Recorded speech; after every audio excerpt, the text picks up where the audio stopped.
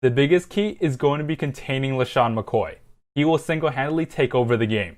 He is by far the biggest weapon on offense, and everything revolves around him. Stop him, and the whole offense changes. Not only is he a great runner, he's also an excellent pass catcher. His shiftiness is best utilized in the open space, and the Raiders struggle covering backs. McCoy is a mismatch for most linebacking cores, and the Raiders have one of the worst. For the second key, keep Tyrod Taylor in the pocket.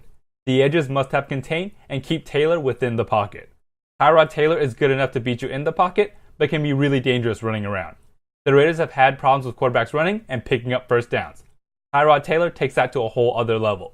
Even if Mack and Irvin beat their man, they must maintain the proper angles to get to Taylor. For the third key, the Raiders receivers must show up again. The Bills are good against the run, but yards can be had in the passing game. We know Michael Crabtree will show up. Let's hope Amari Cooper continues his play from last week.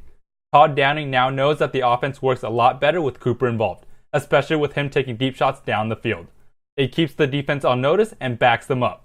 Bottom line, get the ball in Cooper's hands. For the next key, contain Charles Clay or Nick O'Leary. Clay is a hell of a tight end and is having himself quite the season. The problem is, he may be hurt and O'Leary will have to take over. O'Leary has had his moments, but Clay will strike fear in the Raiders. Either way, the Raiders have had trouble with tight ends. They did a good job of containing Kelsey and must do the same with the Bills' tight ends. The Bills' receivers aren't playing well, and the Raiders must not let the tight ends beat them. Last but not least, the Raiders must win the turnover battle. There are weather reports saying it could be wet and rainy come game time. Nothing slows an offense down like mud.